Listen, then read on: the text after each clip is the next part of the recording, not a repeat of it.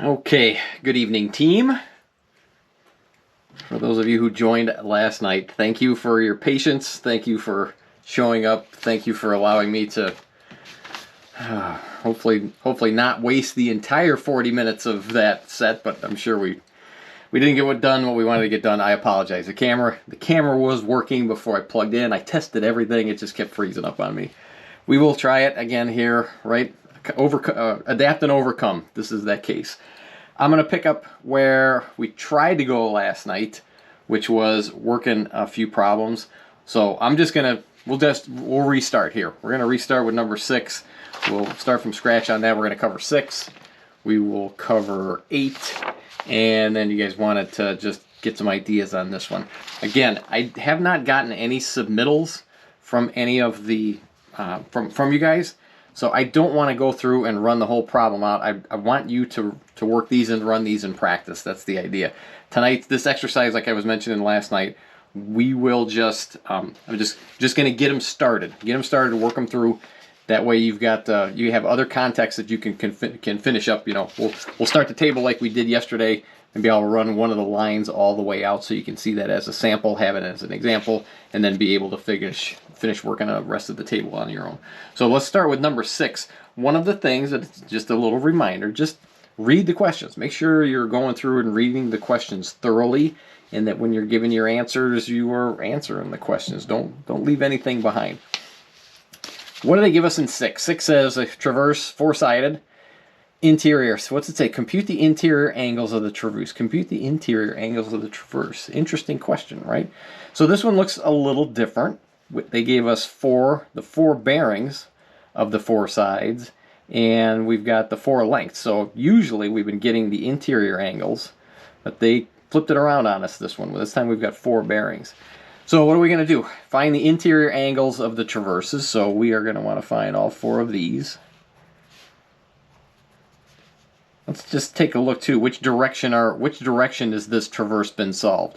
North to east, south to east, south to west, north to west. So this one's been worked in case if we needed it. It's been worked in the clockwise direction. That's if we need it. That's something information that we can understand about the traverse. So what else do we have? Compute the latitudes and departures. We've been doing plenty of that. Linear closure and the precision ratio. So those are just using a couple formulas from our crib sheet. Compass rule adjustment, which we've been doing it, and calculate the coordinates. This problem is the FTX. This problem is a few that we've done already. So tonight should just be kind of just refreshing or figuring any things, the gaps that we might be missing in the problems. Let's start with A. Compute the interior angles of the traverse. So we've got to find those 4 interior angles. So I set up the problem, 4 bearings and 4 lengths. The way to do this is we need to figure out what's going on in here. I'm going to do this light, but I'll do this in pencil. Similar to the week 10 or week 11 when we learned about dissecting, when we were going to look at an angle all by itself, where we've got a couple of multiple angles. We want to do a little dissection. Here's how I would set it up. We talked in that first week about trying to isolate and chart out the information that we know. Anytime you have working with angles, if you can set up a baseline or a reference mark, it's a big help because it can help you visualize. You might already start seeing this now just by adding those baselines. How can we find the interior angles? It's actually pretty simple. This is going to be pretty simple. We know that the north, and let me get my points here, A to B, and C and B. So D to A, north to east, and we know what these angles are. North tipping to the east, and we know that north tipping to the east is 29/16. So we know this is, I'm just gonna do this in pen so that everybody can read it. So this angle is 29 degrees 16 minutes. Back to basic geometry. What did we preach in that week 10? 2 parallel lines cut by a transversal. What do we know about this angle and this angle? They are the same, right? 29:16 minutes. Interior angle. You can see where this is going, right? They gave us a bearing here of south tipping to the east, south tipping to the east, south tipping to the east, 77:10. So that makes this 77 degrees, 10 minutes. We can add these two angles together, right? Add them up. The first angle is, quick math here, 29.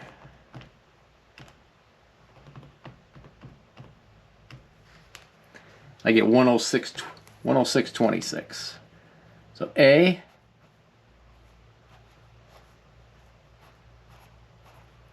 (26 minutes). Piece of cake, right? We can do the same thing for B, C, and D. That's that simple issue. South 77:10. What do we know about this angle and this angle? We know that this is what? 77 degrees, 10 minutes. This is south tipping west, so south tipping west is 38:43. 38 degrees, 43 minutes. What's left? Certainly we know that the rest of this angle is, what, 180 degrees, because we're going around the horn here. 180, and we minus 77:10, minus 38:43. That'll give us that interior angle. Calc that up real quick. Minus 77.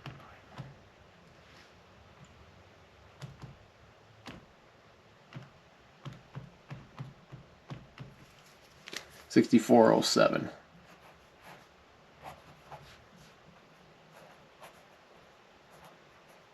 That's it.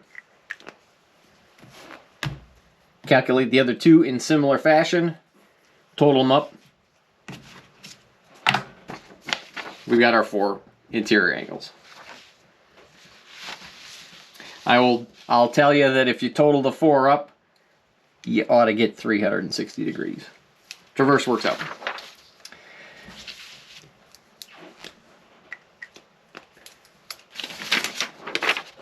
Part B, latitudes and departures. So we know we're going to jump into a table. Yes, let's go ahead and set up our table.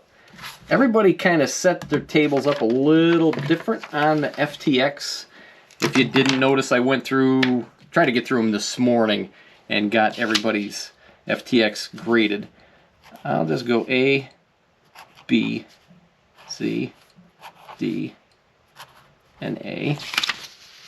And you can set the table up however you're comfortable with. All we're trying to get to is get to the coordinates and do all the calculations. I like to do this in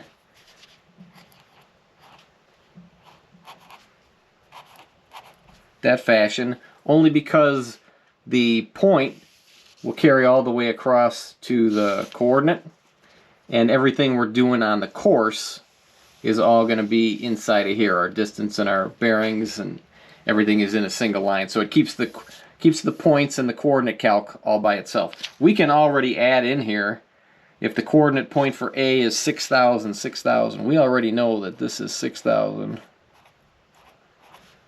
and 6,000. We can just load this table up. Let's load this table up with the data that we know. And we'll just load this up real quick here. A to B is 651.20 feet.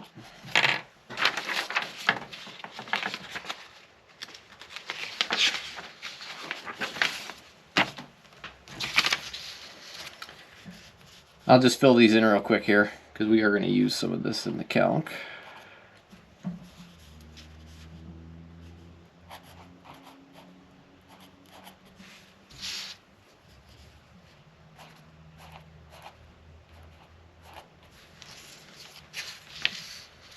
And let's go ahead and let's add the bearings. We'll add the bearings, and we're going to add the bearings as they are written.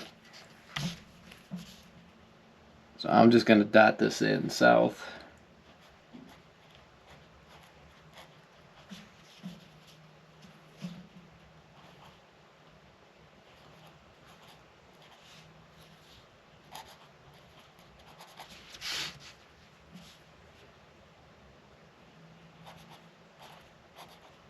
Just with the magic of fast forwarding in YouTube, you can just be zipping past this anytime you want, right? Anytime data that you have as you're working through the solution.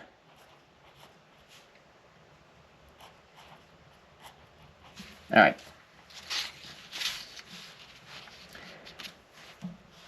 With our 4 bearings, and if these were azimuths, if we said before, you could work in bearings, you can work in azimuths. A couple of you have been working in bearings. Some of you have been working in azimuths. Either one will work. Do either one with the table. It doesn't matter. One thing that I like to do or would think about doing is let's convert these, because we know we're going to have to take sine, cosine, and sine of this. Let's just make it easy for ourselves, and let's get this angle converted already to decimal. I'm just going to drop these in here.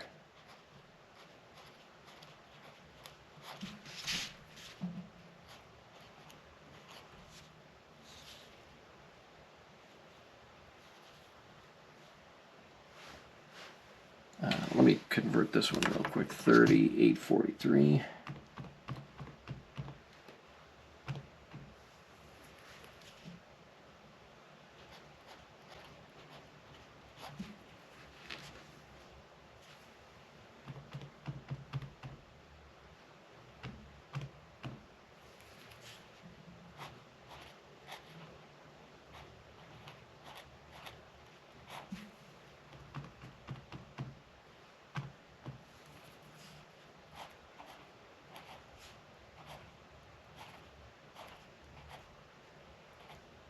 Certainly, everybody should be familiar with how to use the functions on your calculator to get between degrees, minutes, and seconds and decimals.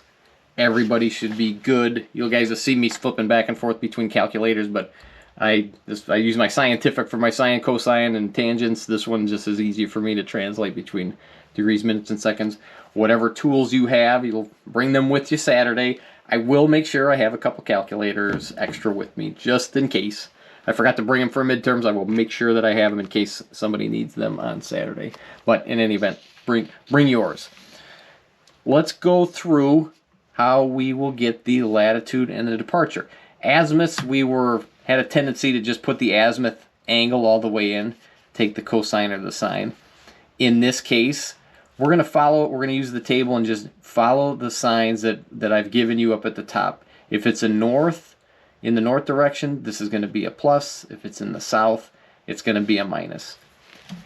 We've got 7716. Let's just go ahead and go 77. We're going to let's take the cosine of this first one. I'm going to get the numbers together for A to B. We're going to work on course A to B. So 77.1667, let's take the cosine of that, and we multiply it by the length, 651.2, 144.64.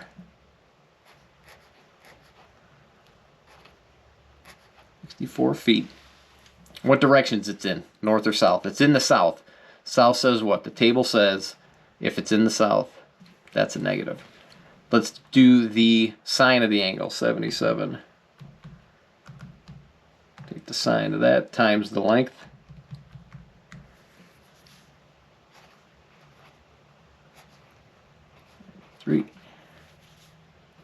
And what direction is that in? It's in the east. East says that. East is a plus.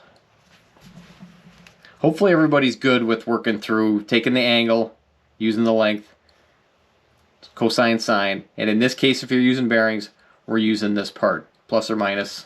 Just follow whatever the signs are and add those in. So let's do, I'm not going to work through these. You guys can do these on your own. So we can get all of these numbers jotted in. Let's look at some totals. We know what we're going to end up doing. What's our total perimeter? Total perimeter is 26, 29.40. feet. We know we're using this for what? Linear area closure. We're going to need that. We're going to need to have that length. Once you run these all out, let's just take a look at the final sums that I got. I came up that this was plus 0.60 feet. Sum of the latitudes. And I got the sum of the departures as minus 1.12. Let's run the calcs. What was part of the question? Part of the question set was, so we got B done, latitudes and departures. C, compute linear area closure and the precision ratio. This was what? This is our determination, our calculation for how good are our lengths, how good are our bearings. Now, one of the things that you'll probably notice after you finish up running the four-sided traverse is your angles came up to a really nice round number. I got a total of 360 degrees. That means the four bearings create a perfect traverse. But what happened? We missed some lengths in here. Somehow we've got differentiation. Something's not perfect. The angles, the bearings and the angles might be perfect, but we've got some lengths. That means we've got to make the adjustment, and that's what we're doing in this process, is adjusting our lengths and our angles or our bearings to get those all corrected. Let's go to the cheat sheet. Everyone should have a copy of this with them in your binders for future use, but also for Saturday. Linear area closure is what? Simple formula. Linear area closure, just draw it right here. It equals the square root of these two numbers squared. So it's going to be 0.60 squared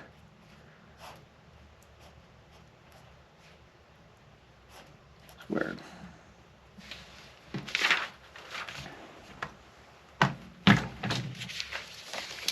If you punch that up, let's go through it. I'm just saving the calculation here. If you punch that up, you should get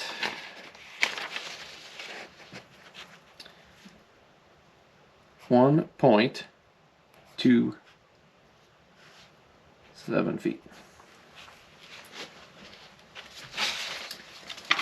So that's our linear area closure.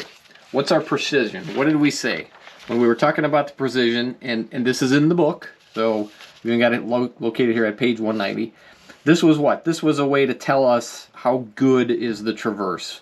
If the ratio was in the range or up to 1/10,000, it was construction grade stuff. But if it was better than that, if the linear area closure was even smaller than that, we said that it's a really good survey. Then we could call it a control survey. Let's slide down here. So the linear area closure for precision by formula is the linear area closure over the perimeter.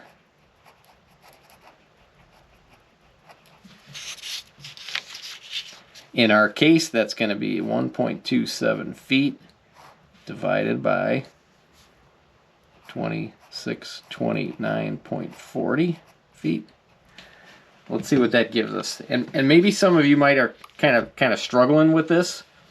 It's actually pretty simple. Let's just throw this in the calculator. 1.27 feet divided by 2629.4. And it's this real small number. I get 0.000483. And that's just a ratio. That's all it is a ratio. If we inverse that number, and you guys can find that key, 1/x, I get 2070. So in terms of a ratio, this is 1/2070. And what did we say? 1/2070, 1/3000 to 10,000. It's actually smaller than that. This is even kind of a really rough construction survey. But think about it. We went around this perimeter with sides that are kind of in the neighborhood of 700 feet. Look how far we were off on our distances. I mean, that's a foot. That's half a foot. Our angles were good, but our distances, something's certainly wrong, because that's what this ratio tells us. The precision just says it's not very good. This really wasn't a very good survey, because this number is as big as it is. That's what we learned from that. That's as big as it is. So linear area closure, calced. Precision, calced, done. Back to the problem. Do the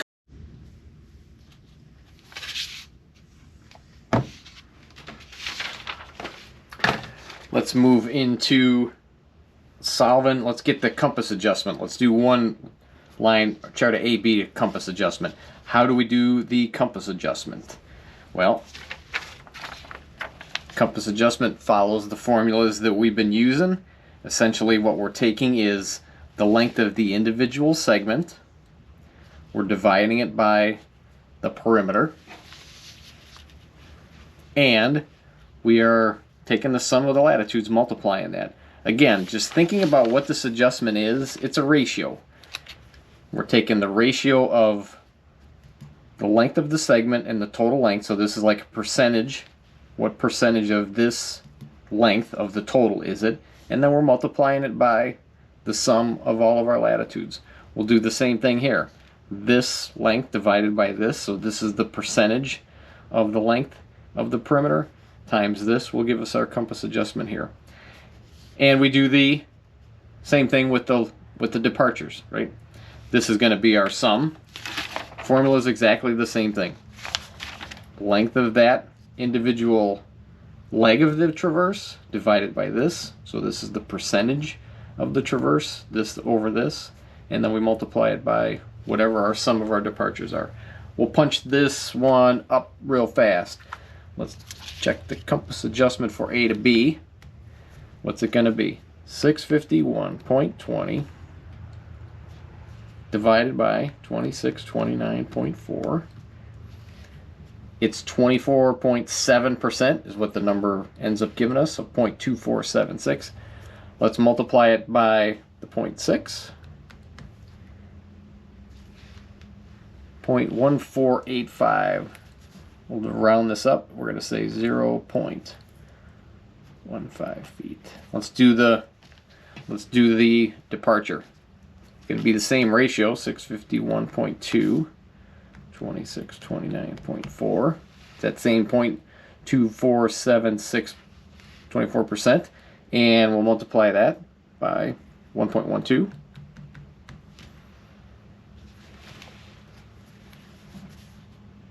I get 0.28 feet. And when we're doing these compass adjustments, we're working in decimals, tenths, and hundredths. We can go to the hundredth. In this case, we rounded. We're working in feet, so hundredths are going to be okay. What did we say about the signs? And we're going to do the same for these. What's the one thing that we said that we need to check? The one place in the whole table that we've got to kind of just do a little bit of thinking is, what are we going to do with this column? Are we trying to add it, or are we trying to subtract it? The principle is what? If we take a look at all of our latitudes, when we summed them all up, we were too big. We were plus 0.6 of a foot. We're too big. So we need to reduce it. We've got to get rid of this 0.6 of a foot. How do we do that? It's the plus sign here. All of these are going to be minuses. They're all going to end up being minus. Because when we sum this column up, we're going to get the opposite number. This should end up being a minus 0.60 feet. That's how it should turn out. Because we're taking them away. We have too much, we've got to take it away. Same with the departures. What are we? We were too small. We're minus a foot.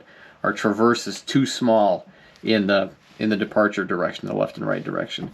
When we total all these up, because this is a minus, these should all be pluses, right? We want to add all these in to get this back. We want to get this back to 0. So when we sum all this column up, if we did do that, it should be plus 1.12 feet.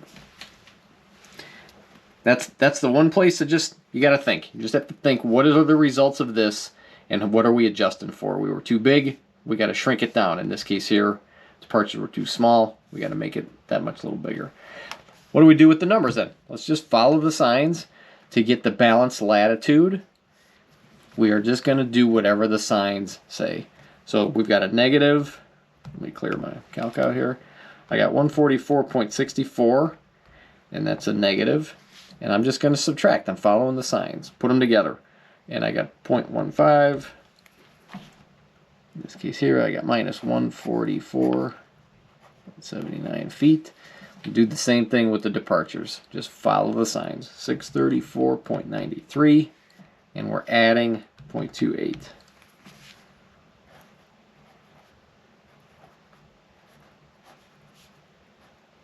And that is a plus. And we're doing the same with these. Compass adjustment. Follow the signs. What should happen? In a perfect world, when we sum all these up, because we had a difference here, we pushed it into here. If we did everything right, that sum is 0, and that sum is 0.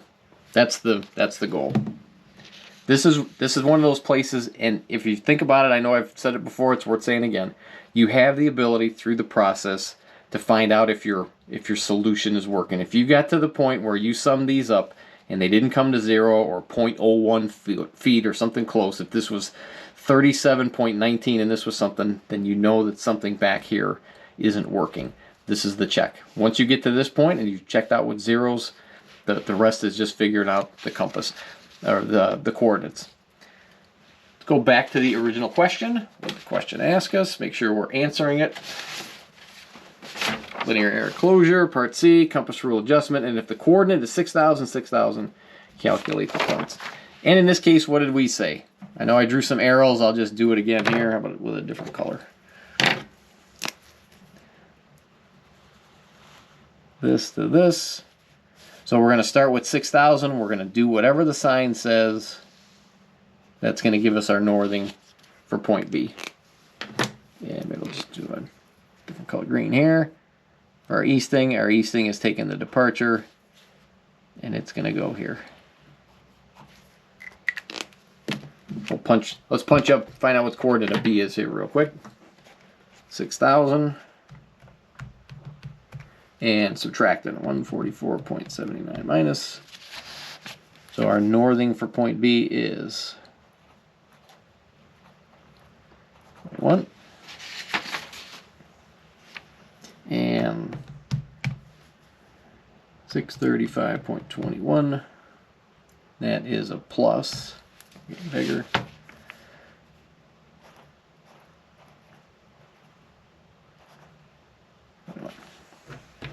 And we follow that same process all the way down. Because the last check is what should happen. This should be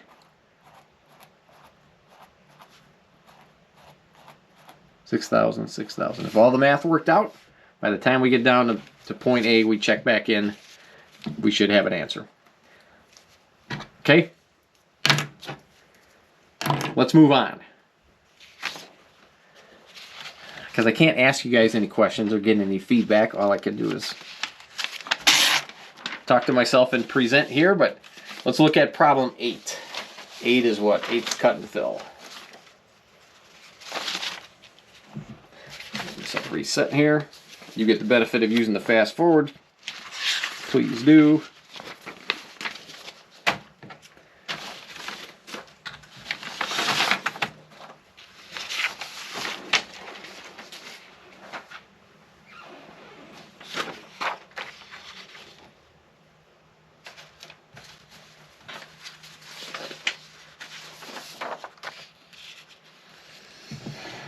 All right, cut and fill problem. We've done a few of these. We've done several.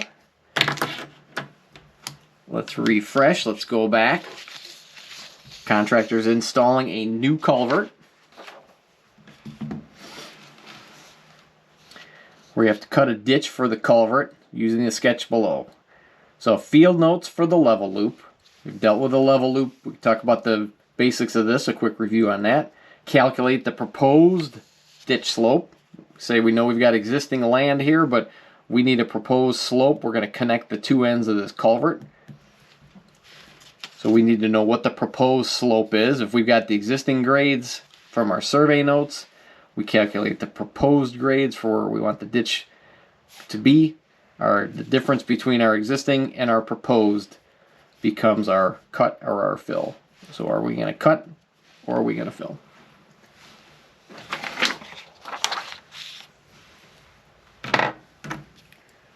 So you can fast forward a little bit if you want. I'm going to get my field book set up here.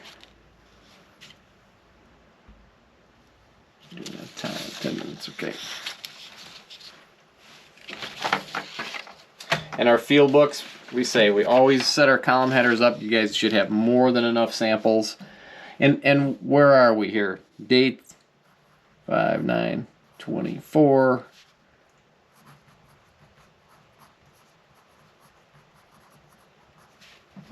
You guys might have noticed here on the last FTX, I figured by as many times as we've done this, we shouldn't be missing the crew, the equipment, and the weather. Quite a few of you had not included this with your FTX 8, and after as many weeks as we have, the expectation should be this should always be standard data. Page. Book number 3, page 17. Call it whatever it is. Basic field book information. What did we do here? We did problem 8.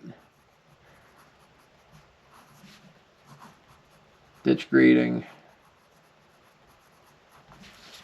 This book can now live on. Someone can check our work later on down the road and know what we did. Always use the same headers.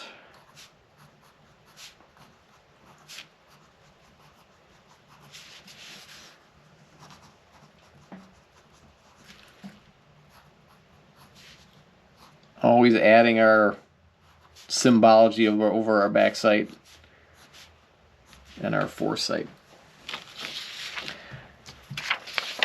We won't work through the entire loop.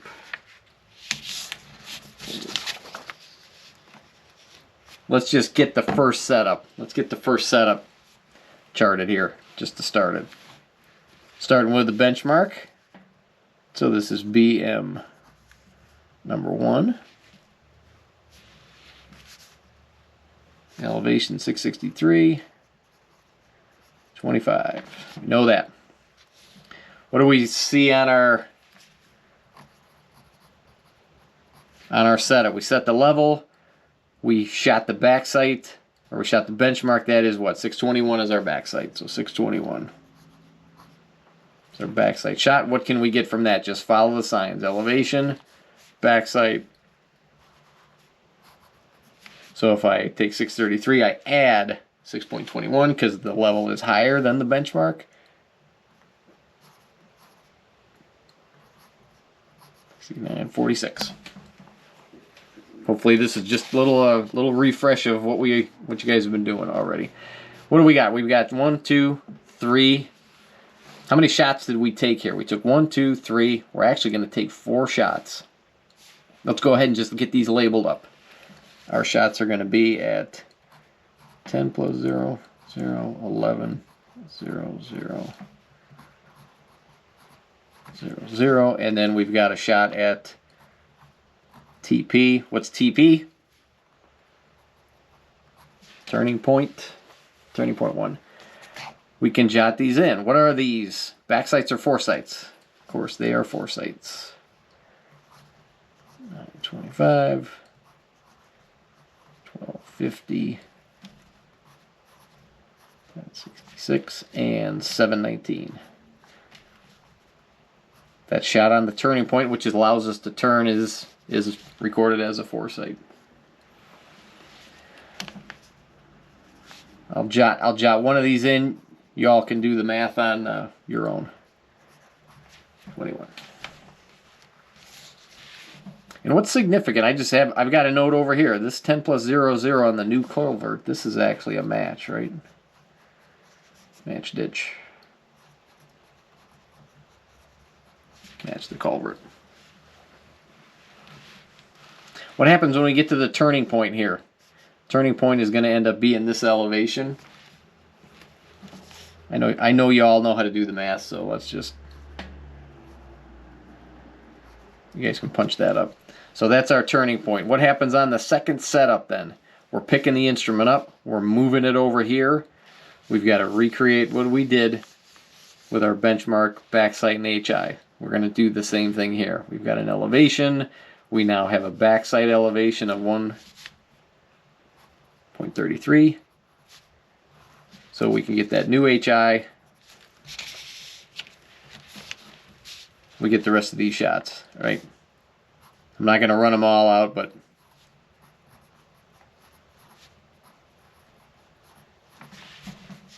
and then what? Benchmark number 2. We're going to finish on benchmark number 2. What do we say when we get down to benchmark 2? Reminders, right? Check our closure. How good did we hit? If all went well, by the time we work our numbers, we should get that elevation or something really, really close to it, right?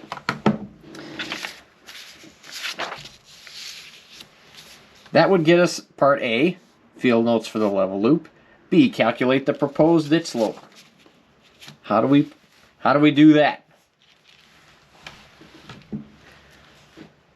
Part of our level notes, this 925, that's the match culvert. We've shot the elevation at the match. It's 660.21, right? So this is going to be 660.21. That's our match. What else do we need for that? Well, we need the elevation on the culvert down here. They didn't give it to us right, but certainly we took this shot on the culvert. So we will have a shot for that match. Just say this, I know that you all know how to do your survey notes. So by the time you get down to station 15 and you get your shot on that, 15's elevation turns out to be 650.21.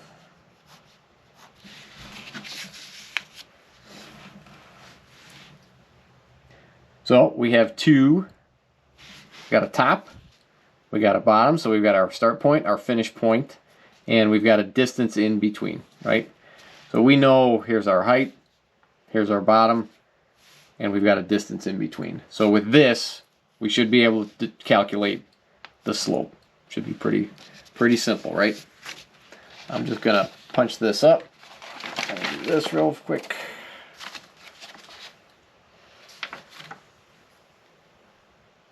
All right, I'll keep this simple for myself here.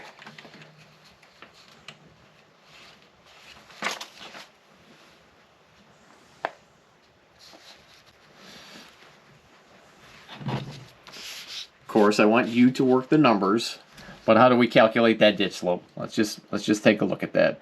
High point 620, 660.21. The bottom is 650.21. This is what we're essentially solving for that straight line. It's what, station 10 to station 15, so it's 500 feet between. So we've got the high point, the low point, so we know that the difference in height is 10 feet. We're going to travel 500 feet to get where we need to get to. 10, 500 is this difference here. So the slope is 2%. So we end up with a 2% slope. So we're gonna need that, right? We need that 2%. So what's the third piece? We got to do our cuts and our fills. Well, in the table, we can already add. We can put these here, right? Our existing is 660.21. What's our proposed? Same thing, 660.21. We got to cut fill 0. We're matching, right? And the same thing is going to be the case down here. Existing is the same as proposed because we're matching into that. That's where we finish out. How do we jot these in here? Well, we've got existing at station 10. Let's just go ahead and put that guy in. Sorry, I forgot to be using a darker pen here. This one.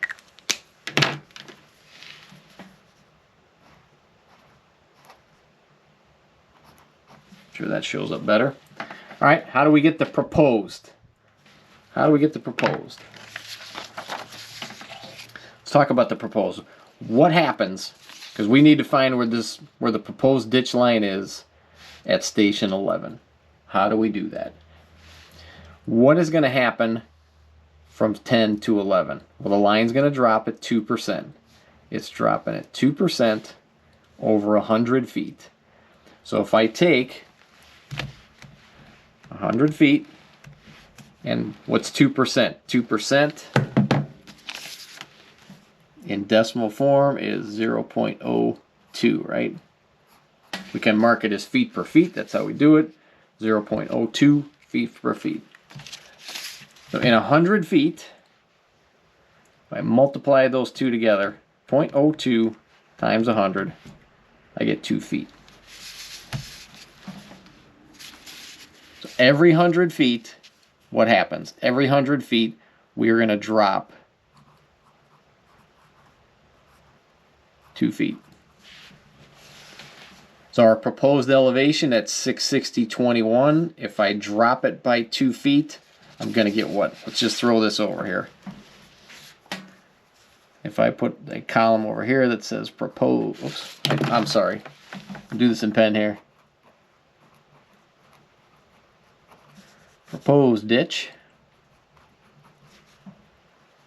And let's just jot these in. At 10, we know our proposed ditch is 660.21.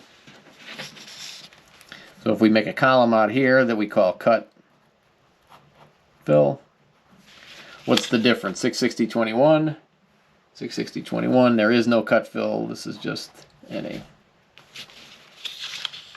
Let's take a look at 11. Let's just solve 11 together. What is our elevation at 11? 669.46.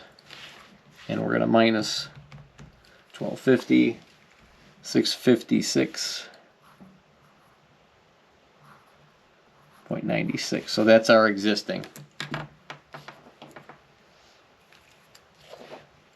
So what's our proposed? Well, our proposed is what? It's going to be this 660.21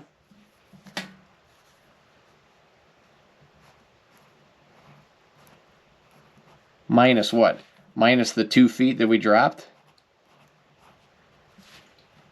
So that's going to equal what? 658.21. So what's the delta? What's happening in between them? Our existing is this. Our proposed is this. To get the cut and fill, we're going to do what? If we take this, the proposed, minus the existing, 658.21 minus 656.96, I get a fill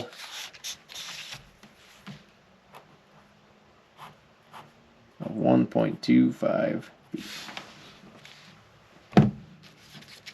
Hopefully you guys can follow that. Simply just getting the existing ditch, calculating the proposed ditch, and taking the difference. And then this is just one of those, just think through it. Your existing elevation is a little lower. It's lower than the proposed, so low, we've got to make it go up. We know it's going to be a fill. If it was the opposite hand, this would end up being a cut. That should do it. 660.21, we can go 658.21, and this is going to end up being a fill 1.25. Some of you guys on the midterm or that underline fill, so long as we know it's a fill or an F or a symbol, and then however many feet it is.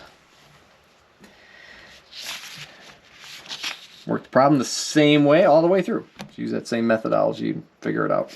Okay? And the last one. Last one is more just using the information that you have. I'm not going to work all the way through this because I said everybody, I'll throw 5 bonus points at it, but it is just kind of thinking through, and let's just talk about the methodology and what we're trying to calculate.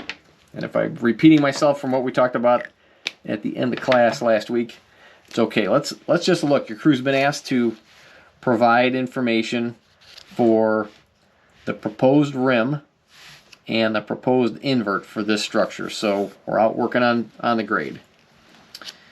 We use the total station actually, because we've got a vertical angle here that we measured. Calculate the cut and the fill for the sewer. This becomes the grade point that we are going to use as our reference, CP23. And we're going to give the contractor the information for the proposed rim and the proposed invert. Don't worry, this could be pavement, this could be a manhole, this could be a fire hydrant, this could be anything. What we are trying to find out is we have an elevation, a design elevation we're given. What's the difference between what we're given in the design and what's actually out there? That's all that a cut or fill is. It is the same essentially as this. We know where we want to build it, this straight line, but the land, the ground is in a certain spot. What's the difference between the two? This is the same principle. Our land is right here. We're using this as a control point.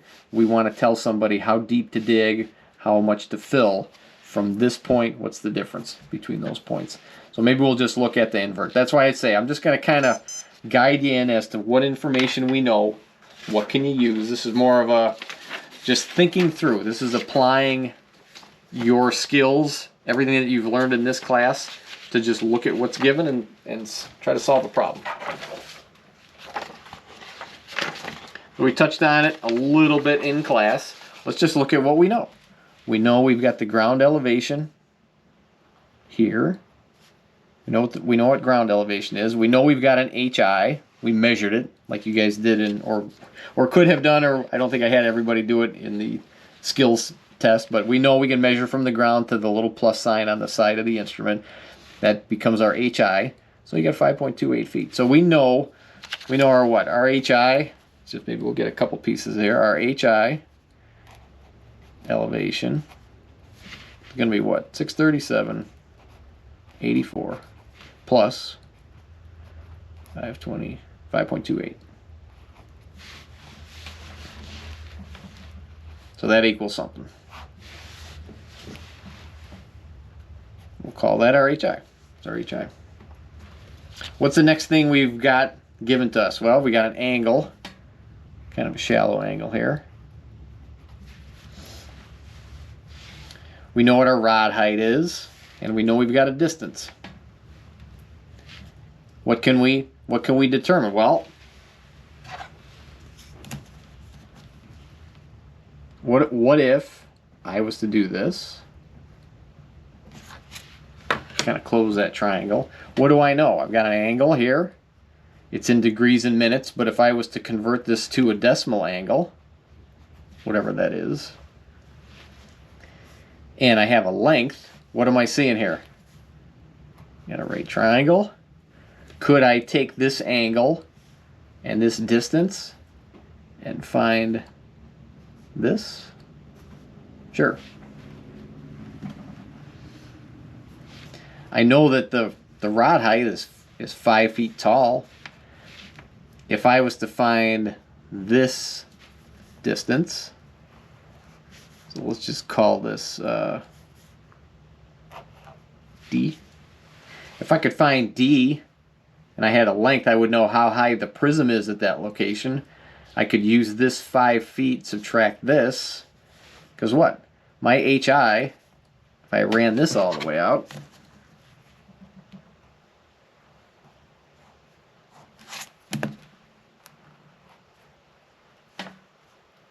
this is my HI elevation, right? So we just do a little bit of math. HI elevation, I could use this distance. I could drop back down 5 feet. I can calculate CP23. So once I get CP23, so let's just say we've got this elevation. We'll call this elevation. I don't know, elevation 23. What can I do with it?